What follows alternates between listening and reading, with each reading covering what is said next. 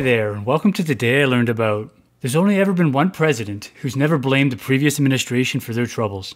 George Washington, an American god who could do no wrong. Okay, other than being a slave owner. But come on, all the cool kids were doing it back then. But seriously, George did own a buttload of slaves.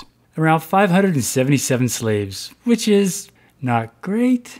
But he did free them all, eventually. In his will when he died, which is still a win. A really backhanded win. Okay, I'm gonna set everybody free! As soon as I'm done using you. You know, because then it won't matter to me anymore anyways. In his early years, Washington was a soldier in the British Army. During that time, he may or may not have helped start the 7-Year War. The 7-Year War was a worldwide conflict that saw the British come out on top. As a consequence, the British ended up with all those American colonies.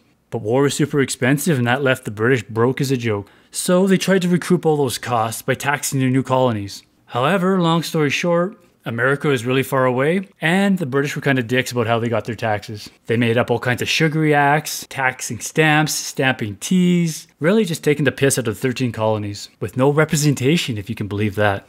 I know. Let's just say tempers got a little out of hand and some tea got chucked into the ocean. Which is the most stereotypical way to insult the British. So Big Dick George called a Continental Congress to come up with a solution. Now Washington was a super chill dude and he apologized for the tea thing. Our bad, sorry. Then he asked the British, hey, how about you guys just not be dicks? No. So temperatures started to boil like a teapot. Gunshot. Oh shit. It was all fun and games till some shut up the place. The shot heard around the world with a bloody disgrace. America made George their leader. He had a badass wig and was a very good reader. The 13 colonies are like, nah, we out. Declaring our independence is what we're all about. Hey there, hi there, hello. What can I do for you? We got George Washington running the show. What? He smashed all the British, but they refused to die. So he got real mad and shot a razor from his eye. He could dance all night and fuck all day.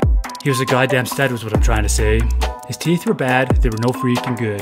But his smile so charming, you would come where you stood. This guy pulled stunts no one had seen before, with tricks up his sleeve that could win the war. He devised a plan that would take balls of steel. Middle of the winter conditions less than ideal. He gathered up his troops and began the attack. Once he crossed the water, he never looked back.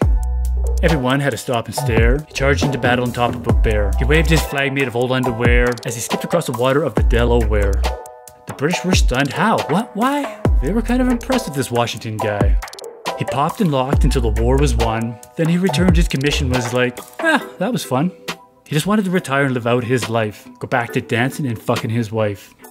He had the power and the unlimited potential. But he remained dignified and kept it presidential. Keep a term to 4 years and you can only do that times 2. In the home of the brave and the red, white, and blue. He could have taken total control and it would have been seamless. But Washington was a different kind of stable genius. I'm a very stable genius. I'm an extremely stable genius. So fuck the British and their thirst for tea. So long y'all and stay frosty.